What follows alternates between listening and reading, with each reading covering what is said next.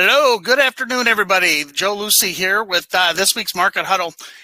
Warren Buffett, probably considered one of probably the best investor of our generation, anyways, is known for a lot of good strategies or good what he's done with investments, but he also brings up a good point. One thing that Warren Buffett has said is that it's a good thing to learn from your mistakes. It's even better to learn from somebody else's. So this week's Market Huddle, I want to talk about 7 common retirement planning mistakes that I don't believe we can afford to make.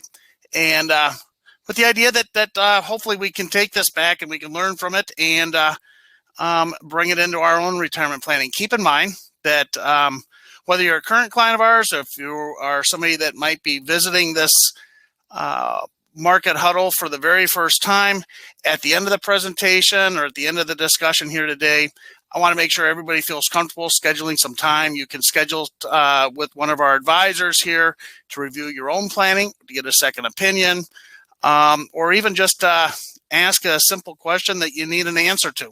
So with that said, let's go ahead and get started here with this week's 7 mistakes we can't afford to make in our retirement planning. Do this first. I'll turn off my camera, and this is the same disclaimer we've been doing since we actually started these Market Huddles back in March of last year, right at the very bottom of the stock market after the market had lost 37% in 60 days.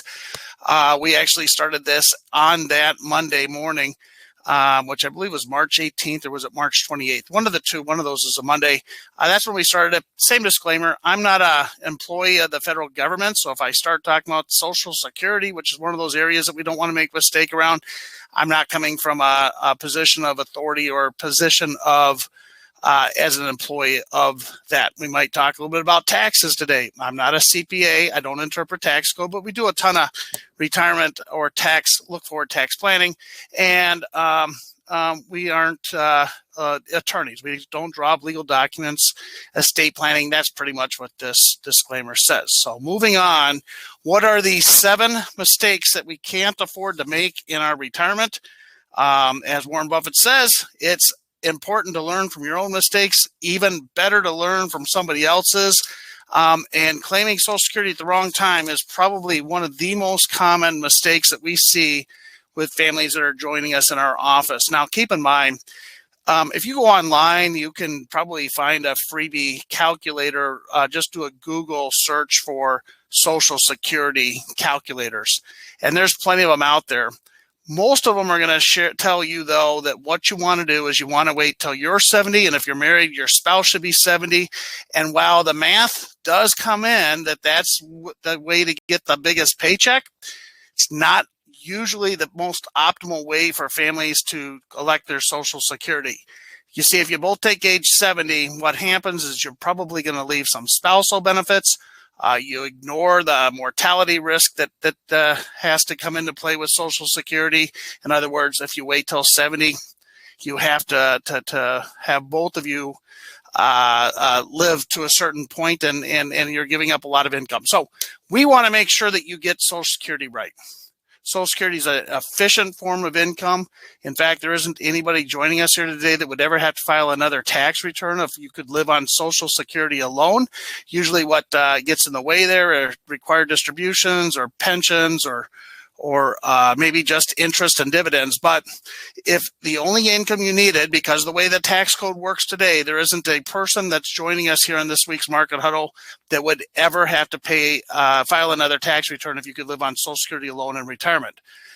We do have families we've helped get to a 0% tax bracket, and Social Security is a big piece of that, and something we can review with you if you'd like to, but don't take Social Security at your face value. That's the first of 7 big mistakes that we are oftentimes seeing, that we want to make sure we're learning from others and we get that right. So if you, at the end of the presentation here, the discussion today, schedule some time if you want to revisit on Social Security, so we can make sure that we have that dialed in for you.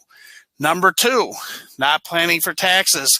Anybody that's listened to any of us here at Secured Retirements knows that this is a very common topic. We see a big difference between investment strategies, which are the right mutual funds or what's the right investments for your portfolio, and taking your money back, taking it back tax efficiently.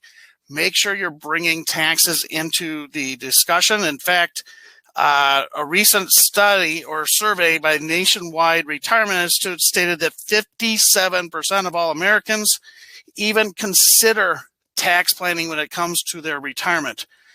Biggest thing you can do is make sure that you are bringing this in.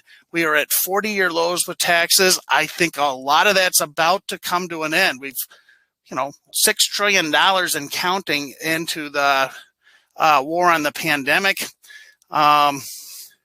Taxes are no longer, in my opinion, likely to go up. There's no question they're going to have to start going up.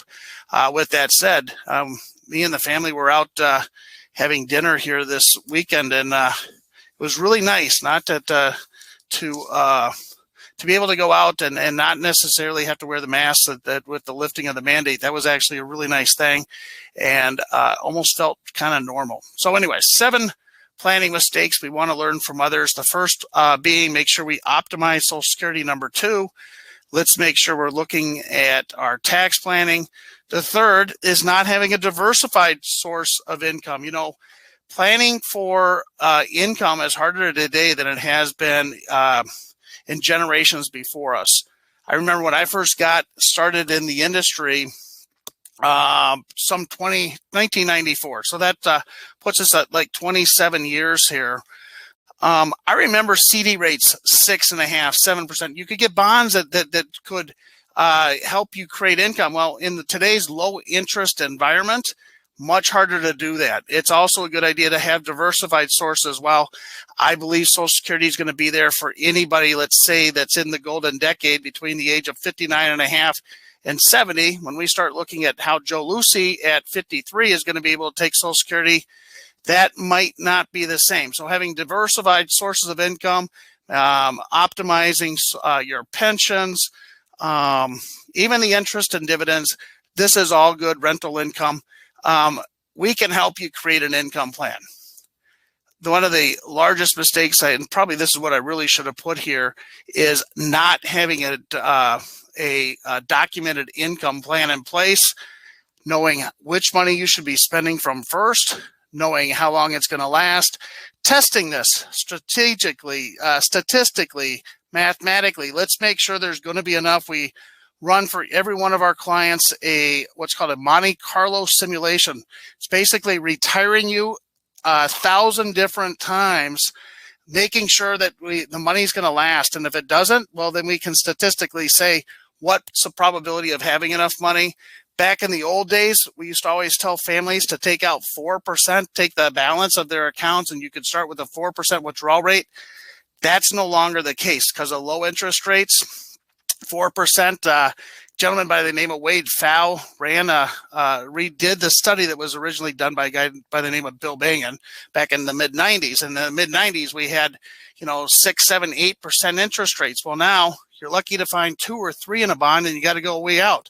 With interest rates that are going to go up, bonds act negatively to that. There's an inverse relationship. Interest rates go up, the price of the bonds go down.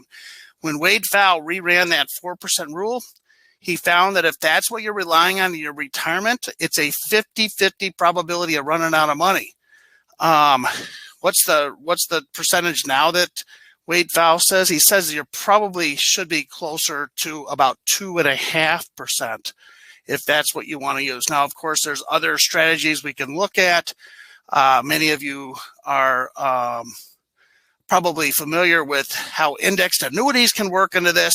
And actually, that's going to come up a little bit because it helps protect us from market value adjustments potentially. It's a good bond alternative right now. If you're not a client of ours and nobody's talked to you about bond alternatives, I encourage you to start looking for bond alternatives. And there's several different options to choose from. All right, number 4 is not keeping risk tolerance in mind. I sometimes consider risk tolerance what I call my uncle point. When I was growing up, I had a cousin, Todd. He was 5 years older than me. And we'd get together for family gatherings. We'd get there over to Todd's house for Easter or for Christmas. And being 5 years older than me, I used to like to wrestle with Todd, and he would usually beat me, but he'd put up with it for a while. But sooner or later, when he had had enough, he would grab my arm and he'd, put me in the chicken wing hold and he'd pull it up a little bit until I yelled, "Uncle." Well, think back here. Maybe it was last spring, or maybe we got to go all the way back to 2008. Getting to that point where we're afraid to look at our account balances.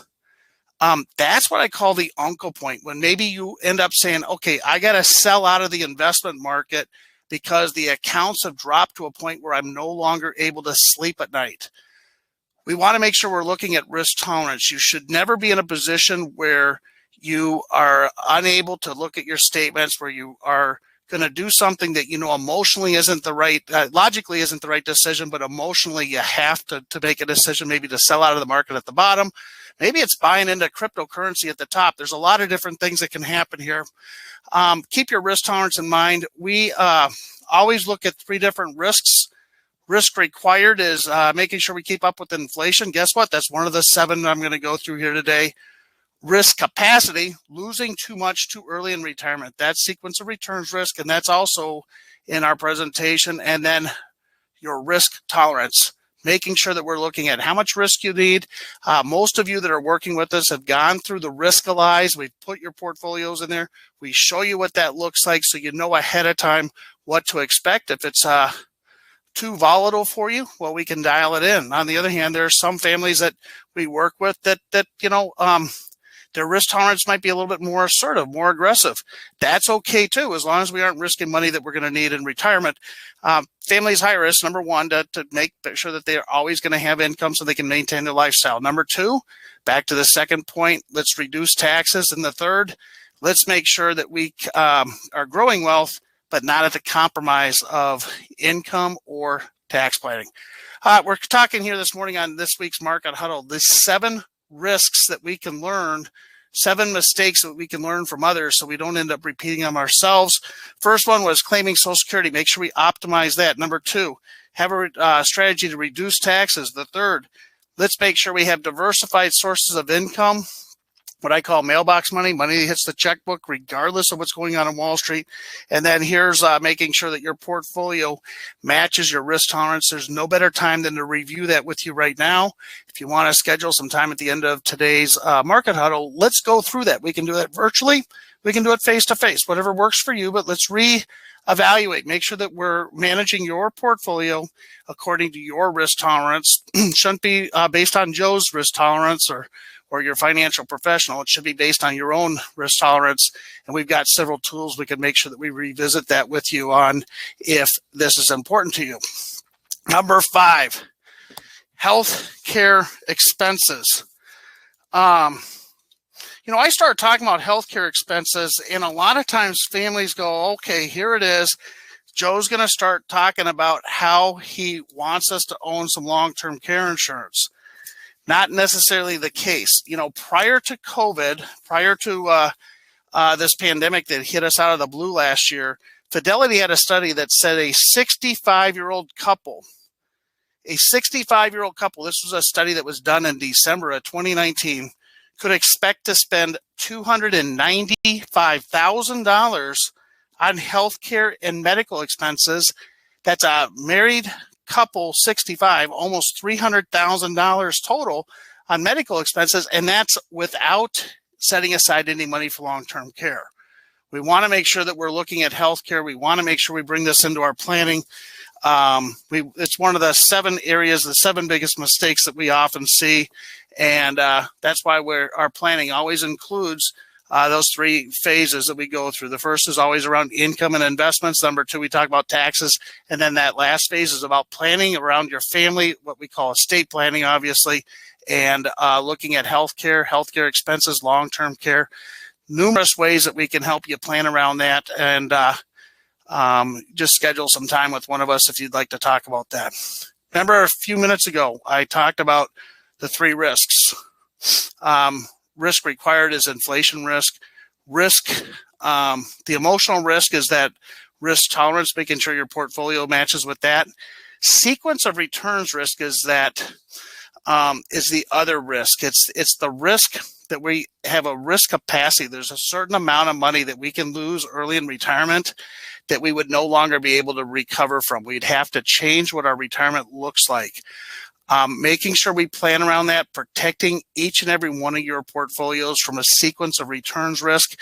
Harder to do after 12, 13 years of an up market. Little easier to talk about last spring when everything came down really quick, but now we're back on the tear here again. Let's make sure that we know what your risk capacity is, how much money you could lose, look at your risk tolerance, and then see how well those are coordinated together. Something we can visit on. Finally, inflation. Numbers came out, and the reason why the stock market's been acting funny here the last few days is that all of a sudden there's a whole lot of economists and smart folks out there that are saying that we need to start looking at inflation again. In fact, year over year, we're up 4%. That hasn't happened since the 1980s. We want to make sure, actually 2008 it happened, but then prior to that was the end of the Jimmy Carter era where we had all of this inflation going on. I think that with the low interest rates, the fuel that's been put in, a lot of different monies out there, $6 trillion and counting. I'm not saying we shouldn't have done it. I'm just saying that now that they've done this, we're going to have to pay for it, and it's going to be higher prices for possibly things like gasoline and groceries, housing, even medical care. Going back to number 6 there, we want to make sure we're bringing all this in. That's why we use a variety of different tools to mathematically, statistically, historically test your plan for you so that you know exactly where you sit in case we saw higher inflation or an extended period of time with low interest rates. Let's test it by looking at what happens if there's a healthcare issue in your family. What happens if one of you were to predecease the other? We want to be looking at this. What happens if you both live to 120? We want to make sure we're looking at all the different scenarios and such. So we're here for you at Secured Retirement. If you would like to schedule some time, you can call the number there. You can shoot an email to info@Secured Retirements, or one up here. I am going to make sure that you have access to our calendars. You should see that on your computer there. Go ahead and click on that. You'll have access to the advisor team here. If you just need 15 minutes, sometimes that's all these calls take is 15 minutes just to go through a question. My goal with every one of those 15-minute calls is to always make sure we're identifying the number one action step you can take right now to improve your retirement. We want to be a resource for you, so don't worry about that. And if you think you need a full hour to visit, we can do that as well. So whatever works for you works for us here. I don't see any questions coming across. I think this was a little bit pretty straightforward here as we talked about the 7 different risks. Starting with making sure that we're optimizing Social Security. Let's make sure we put in a tax plan. That was the second risk we talked about. Learning from others' mistakes. Let's make sure we bring this into your own planning. Number 3 was not being able to generate enough income in a low interest rate environment or not having diversified sources of income. The 4th one is an investment portfolio doesn't mirror your risk. Kurt, I'm going to come to your question in 2 seconds. The 5th, 6th, and 7th. Number 1, not recognizing the increased cost of healthcare and long-term care. I think that may be one of the biggest areas of inflation, which was number 7. And the 6th was losing too much too early in retirement. Kurt, I've been using the term golden decade. For me, I used to always say age 59 and a half when you could start to take money in the old days away from, well, you still can have to wait till 59 and a half for your retirement accounts to take money out without that 10% penalty. But back a few years ago, it used to be 70 and a half when we had to start taking money out. Now they raised that to 72. Golden decade just rolls off a little easier than the golden dozen, or I don't know, the dozen, whatever that would be. So that's the golden decade. Between the age of 60 and 70, it's the most critical time, in my opinion, for retirees to make sure that they are protecting themselves and doing planning. And that's really kind of our for those of you that have worked with us, you know that that's kind of what we specialize in, is working for families, helping them gracefully and securely move into their retirement. So with that said, any other questions? Otherwise, we'll go ahead and wrap up a little bit early today. Again, if you want to get on the calendar, feel free to click on the computer there. You can also just call the office number there, whether you're watching this live or looking at a replay. Feel free just to call the number there or email us at info@securedretirements.